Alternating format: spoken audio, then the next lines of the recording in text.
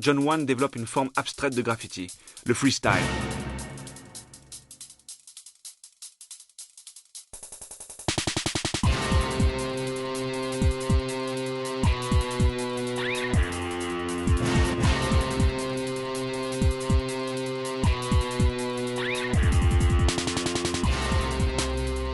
En parallèle, Ski et Lokis travaillent de nouveaux styles. Lokis déstructure les lettres en enlevant les contours, alors que Ski se sert des contours non plus pour faire un nom, mais pour faire ressortir une forme. Et et par la suite, voilà, ce qui est arrivé. C'est-à-dire que moi j'ai commencé à tourner en couille et j'ai commencé à faire des vaisseaux et trucs comme ça, quoi. Ça ressemblait un peu à des espèces de machines de guerre romaines, tu vois, un peu antiques, avec des lances devant, tu sais, des trucs d'attaque, quoi, tu vois. C'est des constructions très mécaniques, ou entre l'organique, c'est pour ça qu'on s'est bien entendu avec Ski. Hein. Je veux dire, on a dû regarder Jigger tous les deux. Donc en 89-90, j'y vais vraiment à fond dans ce que j'aime. Et c'est là où commence le travail sur les têtes, je sors des lettres, etc. On peut dire ce qu'on veut, on peut aimer ou pas, mais bon, il y a quand même une recherche de dynamique et de vitesse et de violence.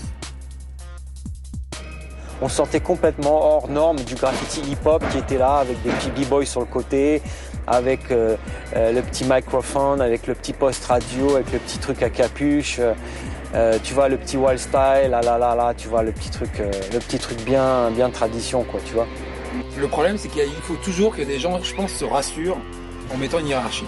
À partir du moment où on commence à mettre une hiérarchie, c'est la fin. Et il y a un moment, on a mis une hiérarchie, c'est-à-dire qu'on a dit, les argents et noirs, il n'y a que ça. Et la couleur et les murs Lego, c'est de la merde. Moi, ce qui me plaît, c'est que c'est la dynamique des couleurs.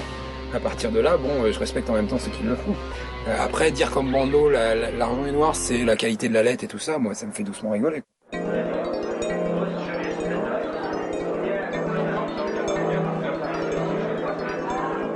Bon, après la période de la rue, on a commencé à rentrer en galerie. Ça, c'était un point d'impact très très fort et c'était 1990. Là, qu'on est rentré par hasard, qu'on est rentré par la porte du Terravag, on est sorti par la porte d'une galerie. Et on a commencé à peindre sur des toiles.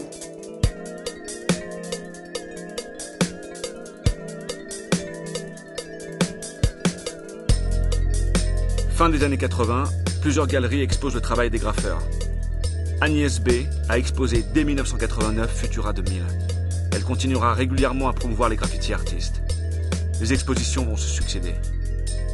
Alors si t'as payé ta dette dans la rue à faire des graffitis comme un enculé, machin, et que tu vois, 10 ans plus tard t'es là, bon vas-y maintenant je vais faire que des toiles, j'en ai marre de défoncer la rue tous les soirs, machin, ça, je respecte ça. Mais si t'es un petit rigolo qui a jamais défoncé dans la rue et qui tout d'un coup fait des toiles, bien sûr, et qui prend de la notoriété avec ça, et si tu fais des graffitis, c'est des conneries. Parce qu'il n'y a rien derrière. If you're going to be a street writer, artist, graph, whatever you want to call that person, and you want to now present work in a gallery, you may have to change what you're doing to kind of adapt to this new venue, the new arena.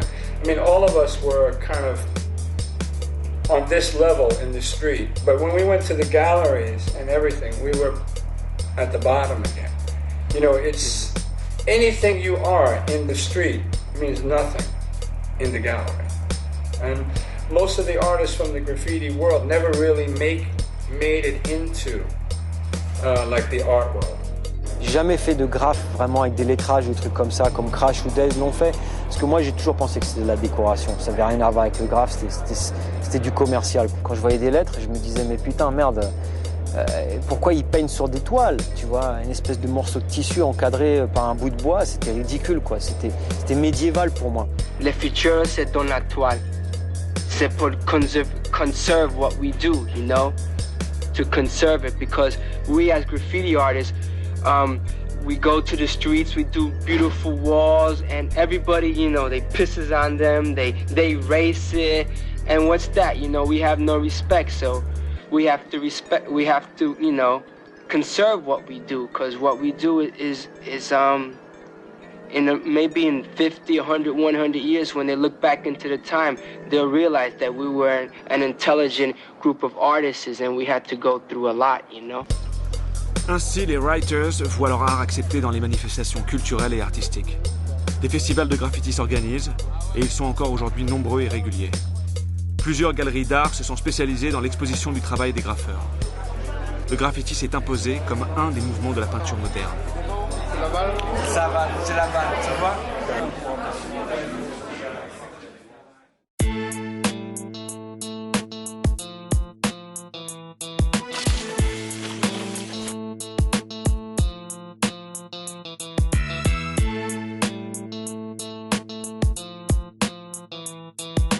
Ouais, on est fin 80, c'est l'explosion du Goethe. Voilà, tous les petits gamins dans les lycées du 16e ou partout en banlieue, ils ont chacun leur tag. Alors t'as soit le tagueur qui va vraiment dans les rues, et soit le petit mec qui a juste tagué son sac à dos Ispac et qui a son petit tag à 2 francs. Les taggeurs, les TCG, ils avaient plus ou moins arrêté, chacun faisait un peu les trucs dans leur coin. Et donc là, il y avait des nouvelles générations qui arrivaient, mais il y avait toujours quelques gars qui étaient encore un peu de l'ancienne, dont Haro, moi, Motu qui continue à peindre, Cole, Psychose, tout ça, il continue. Mais donc, si tu veux, l'ensemble des gars, Squat, il avait plus ou moins arrêté, Sain aussi, Joe et Shen, tu vois, tous ces mecs-là qui étaient là, des anciens, ils avaient plus ou moins arrêté. Tu vois, t'avais la nouvelle génération qui sortait ses griffes et les autres, on entendait un peu moins parler.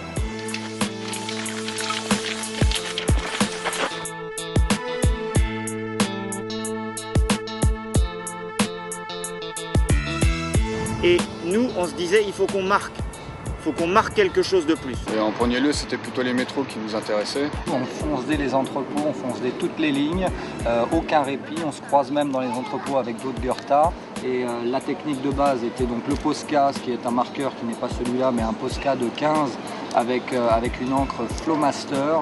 Après, on passait donc au marqueur un peu plus gros, il y avait les vins, il y avait les torches. En fait, on trempait même des éponges dans l'encre pour que l'encre puisse faire des énormes traits et rester.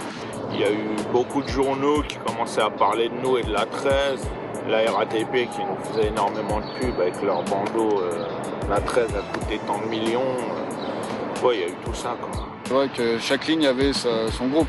T'as les DMS et les MKC sur la 7. TKV, la 9. Les 93 pour la ligne 13. Il y avait la 1 pour les VEP. Et c'est là où le phénomène est devenu vraiment un phénomène de société, parce que les gens ont halluciné sur l'état des métros, ils étaient à jeter. Je sais que c'est nous qui avons fait partie des gens qui avons supprimé les premières classes, parce qu'à l'époque elles étaient jaunes. Moi quand je suis arrivé avec la Corio sur les premières classes jaunes, c'était foutu. Les trains, il était foutu, tu pouvais le jeter à la poubelle et il était cassé. À un moment, il y a tellement de taggeurs que quand tu descends dans un entrepôt, il y a un mec qui est déjà passé avant toi, tu vois. Donc t'arrives avec ton encre et ton éponge, sauf que le métro il est déjà marave.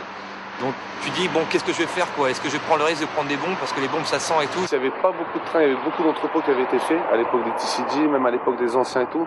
Mais les mecs ils faisaient pas des gros graphes, tu vois. Les graphes c'était pas encore, on en faisait dans les tunnels de métro, pas mal. Il y avait Squad 5 comme je te disais tout à l'heure, mais on en faisait pas sur les métros. Et là on commençait à arriver les trucs justement des AEC. On est descendu avec les bombes, avec les crayons, avec les boom-claques, et puis on a sorti les graffitis.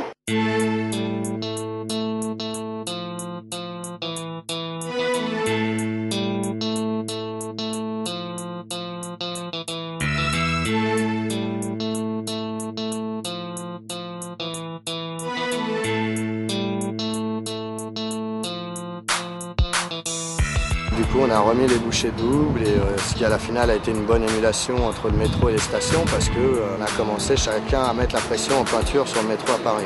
Par semaine, c'était au moins 4 ou 5 entrepôts. Bon, forcément, il y a des lignes qu'on saturait, des lignes aériennes, la 6. Il pouvait y avoir des périodes où il y avait 7, 8 métros à nous qui étaient peints, qui tournaient en même temps.